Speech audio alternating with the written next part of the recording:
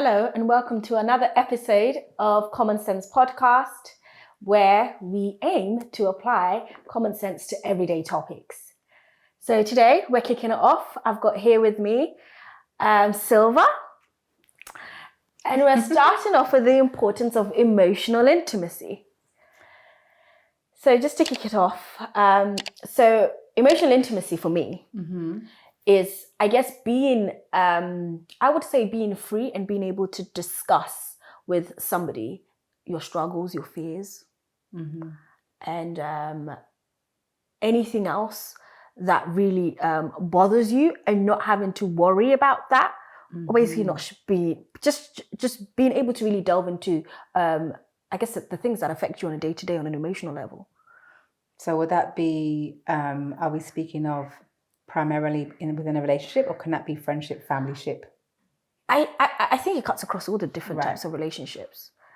I think it only really rears its head a lot in, from my perspective, from a lot of heterosexual relationships, purely because men are not very good, from my experience anyway.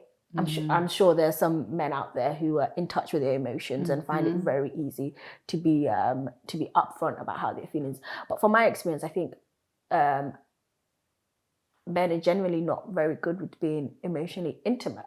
And when you raise it, they shy away from it. And I remember I used to do this thing, all right, in my previous relationship, where I was like, oh, let's have check-ins. That's healthy. Of things we're doing well, what you think I can do better. Is there anything I've done that's upset you? And I literally felt like they saw it as a chore. At that time, that's how I felt. What did your check-ins look like? What was that like for you? I guess for me, it was just purely like, if I'm saying that this is something that I want to invest my time in it, just in the same way as with anything in my life, I want to assess it and look at ways I can improve it to make it better. Absolutely. That's how I process it, because that's what I do in everything else. So would there have been a scenario, what triggered you to check in, or would it just be like a general check-in, like a general, when you're happy, or did something? It was just a general, from my perspective, just a general check-in, because I think a lot of the times, I think the reason why I asked is when you realize that perhaps you're with somebody who shuts down when they're upset about things and they won't say anything. So you kind of try to figure out ways to draw things out of them, so that it doesn't come to a point where it's when you're in basically a conflict and then it comes out. Because that's not very healthy, is it? Have you in those scenarios, have you considered for the individual, do you think it's a man thing, a cultural thing? Remember, I have to keep going back to that. Yeah. Or is it, and the reason why I asked that, because sometimes we say these statements, which are very true. Yeah. But it could be because their cultural background, or from what I've heard, some men have disturbances because, we remind them of their mother and how they conducted conversations and rebuking from young.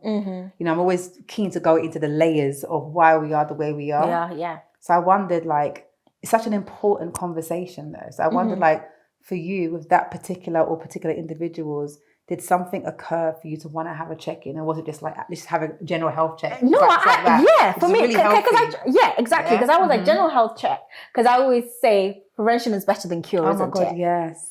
So from my perspective, I'm like, is there things that I feel that I can put in place and we can talk about, so that it then doesn't become a huge elephant? Exactly. Then why not? I'm all for it.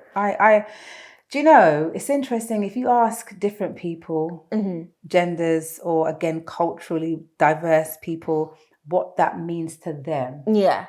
You'll find a lot of common ground, but then many will diversify. Yes. So for an example, when you mentioned intimacy, I recollected back to someone I was seeing through lockdown stages. Ooh, yeah. Girl. Yeah. And what I loved the most was when we had, the conflict obviously didn't resolve itself, but when we had conflict or definitely disagreeable moments, I initiated a space where I said, when we have these scenarios, perhaps we can use my spare room to sit down on the beanbags, face each other like you would in Buddhist practices or meditational practice, should I say, and have a conversation away from the era where we had the conflict and see if the vibrational space made a difference. That was conscious. The second thing that we did on a couple of occasions were actually take my hand and have a prayer moment about it. Now, for me to say prayer, that's a standard practice for those who are churchgoers. Yeah. Right? So that wouldn't be seen as mighty special.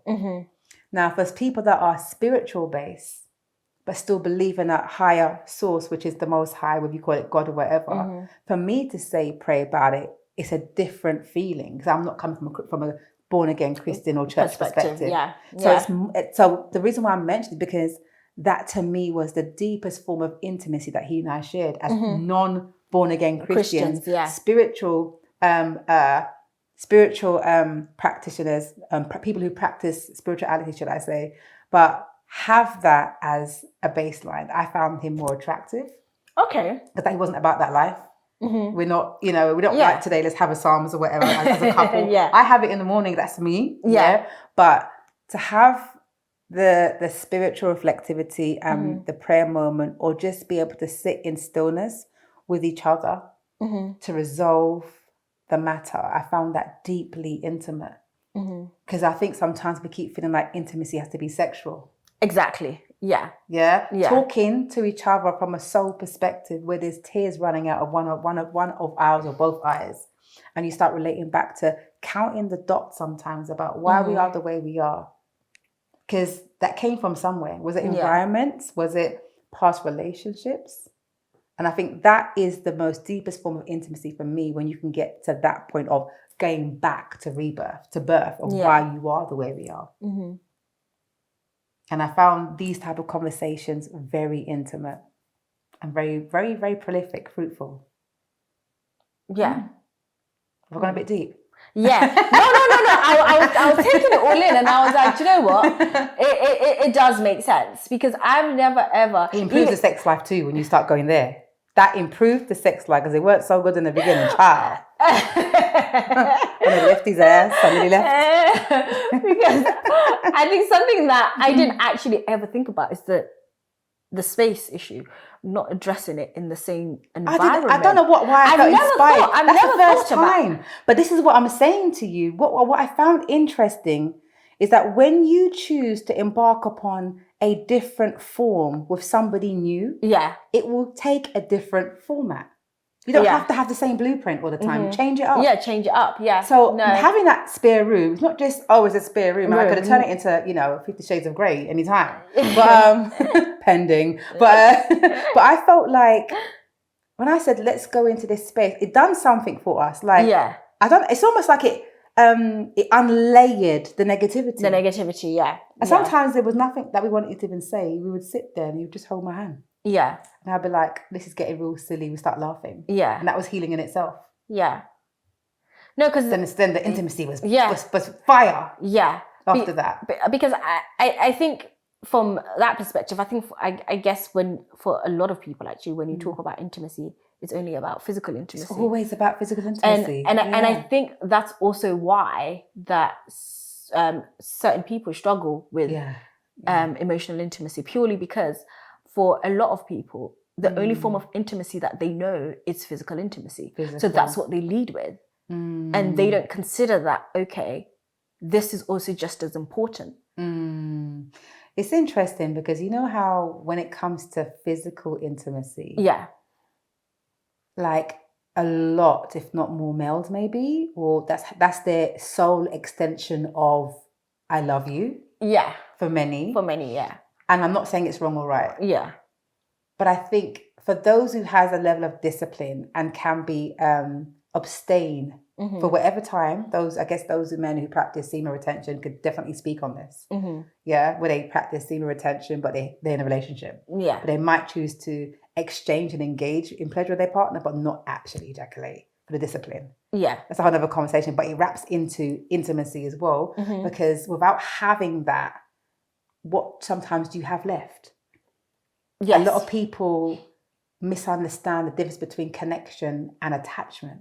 Yes. If you have both, bravo. Yeah. But often you have attachment. It's not connection. No. And Do you see what I mean? Yes. No, I do get what you're You've trying been to together say. for years, thinking it's connection, and it's not. It's not. attachment. It's attachment. You've just gotten used to them being around. And obviously, as much as I always say, we're creatures of habits. Absolutely. When you get used to, it's just certain things. That's why it's so hard to break a habit. So when you get used to being around the same people and doing the same thing, I guess you get stuck in that space. Mm-hmm. It's comfortable, isn't it? Yeah, it gets really comfortable. And I guess from my perspective, I think the reason why, purely because I think I have struggled to be able to, I guess, form emotional intimacy just generally. Not, I wouldn't say so much. Is that from you then, or is that them? Just from them, because I think a lot of the times, I don't know, it's just me. A lot of men gloss over issues, don't they? So you ask, okay, like, they will or say something in passing and you kind of want to dig a bit deeper to understand, because until you understand the reasons behind why you do certain things or you react, because sometimes I'm like, that this person's reaction, right, is disproportionate in terms of what you've done, and you're like, I know that there's something else that I have done that has triggered a past experience. I think that's both genders, I think. Yeah, and I'm trying to understand, like, what is it? Like, and it's like, no, you just get a shut down. So for you, in your maybe experience or ideals, what would be the deepest form of intimacy? Or what do you think? Yeah, let me ask that. What for you? What would that look like? What would that look like? The deepest form of intimacy for me. It will at this stage of your life. At this stage of my life, I think I would say definitely, because I'm a talker. I love chatting. That's why we do things like this. Yeah, I genuinely enjoy having conversations with people. So I think from my perspective, I'm always looking at ways, like, why don't you want to tell me this? Why can't you tell me what happened? What's the reason behind this? So I want to I want to what I'm saying that way. I just want to understand. I'm doing the man one. You're one of those. Yeah. I really just want to understand, because then I feel like once I understand the history behind you, basically, I can better handle you. That's handle. Yeah, I say handle. I know people are like, what do you mean by handle? But that is actually what it is. Because or would it be navigate? Navigate, yeah.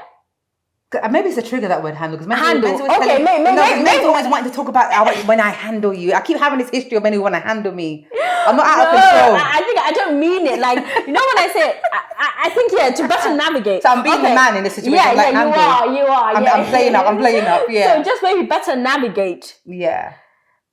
Because really, that's what it comes down to. Because I feel like if you're not willing, right, to share, like, deep things about yourself with me, right? If I don't understand why perhaps there's something that happened to you in your childhood, which is why you do X, Y, Z. If I don't know what your fears are, if I don't know what you're struggling with, because then I'm there like, okay, so why then how then do I make the decision that this is somebody I want to be with without not being able to really get to know you and understand all the different parts of you? Do you think that... I don't know if I'm being a bit... No, you're not being anything. You need to be what you need, innit? Yes, and let me give you that reassurance. Okay. I think that, I keep using the word fed up these days a lot. Yeah. And I think it's because I notice us keep telling somebody else what they're this. Yeah. And it's purely because they're the opposite. But why does that mean it's wrong? Mm-hmm. Why does that... Can we not learn something from each other? So I feel like if you need that in order to feel a sense of stability, clarity and reassurance, and no, you shouldn't water that down. Yeah. Because maybe then you will shut down if you don't get it. If you don't get it. So you've got to be mindful of what you need versus what you want. And that's what happens. Because I feel like I can tell that when you read what someone wants. Yeah. Do you know what's interesting? I feel like maybe age sometimes does play a role. Mm-hmm. I know people like to say it's just a number, but I don't always think it is. In some contexts. I mean, with age comes with experience. In some areas, yeah. Some people just get old for getting old sake, Yeah. But what I mean by that is, I'm going to touch back on something really important you just said, which is, they may withdraw, go in themselves, and it's really important for you that they discuss.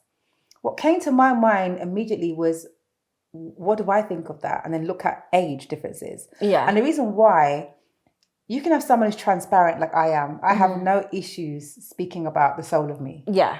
But if you've had, let's say you've tried numerous relationships, you might get tired of relaying the same story. Yeah. Yeah? So even if you're on the dating scene or whatever, you might get tired of telling a billion women or men, this is why you are the way you are. Maybe now that person's just saving it for when they're sure that's the person. Yeah. Okay. But at the same time, it's a catch-22 because that other person may not want you until you show that. Of course. Yeah. Do you see what I mean? Yeah, yeah. So I think it's sometimes an age thing. I think if you're with somebody, if you meet somebody and okay, that's my person for whatever season, and they're just someone who's not an effective communicator.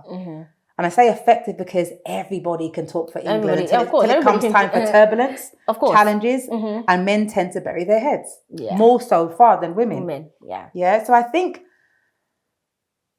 from what I've been told and what I've been listening to on other pods and other discussions, men and whoever hears this, please let me know if you can resonate or if I've gone wrong on this particular point, because I'm asking for your assistance, guys, on this moment here. I believe that guys feel like once they do open up a door, we use it as Pandora's box. Right. In what way? Because I had just speaking whereby I remember I had we were probably in it was when I say okay heated, it was a conflict at that time, and I made a statement, right, that just drawing back on, like and fair enough, I know I can be tell my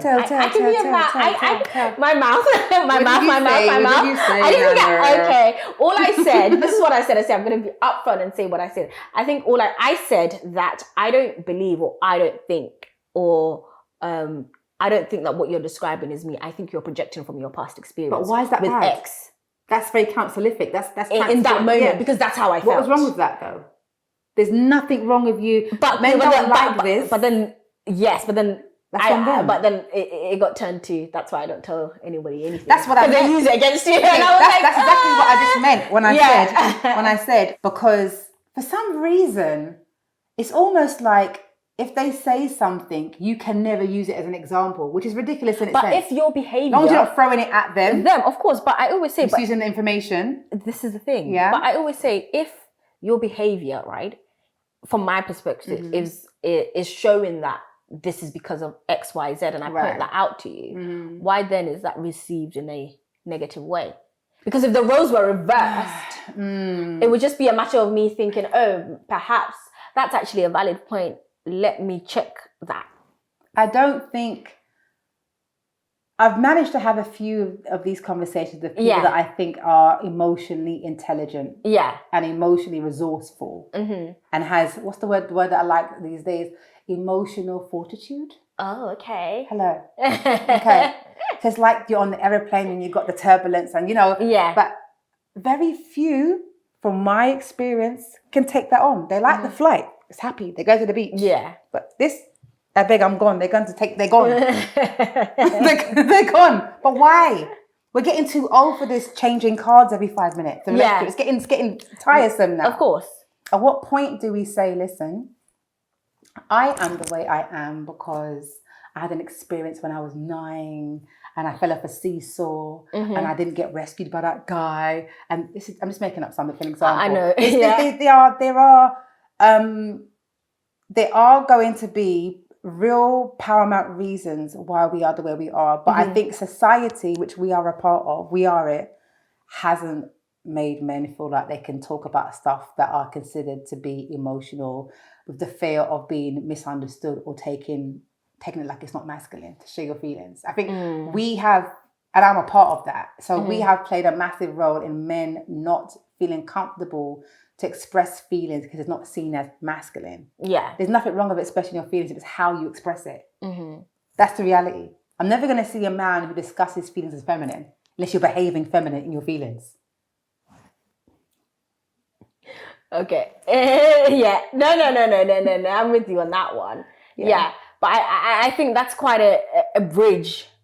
But I'm like, I purely because it constantly comes up, and I feel like, and also because a lot of the times I'm like, how do I describe it? I'm like, you're emotionally unavailable. You can't claim, from my perspective, you can't claim single people are to love somebody, right? To want to be with them, and then I'm like, there's no emotional intimacy. I don't know how you reconcile those two. Yeah, but what I think's missing is whilst we are asking for these characteristics, yes, a lot of us have to renew or discover what these words mean. Do you see? So sometimes we're having a go at guys, but they don't even know what we're talking about. Yeah. They just learn to say, okay then, babes. They don't know what we're talking about. Yeah.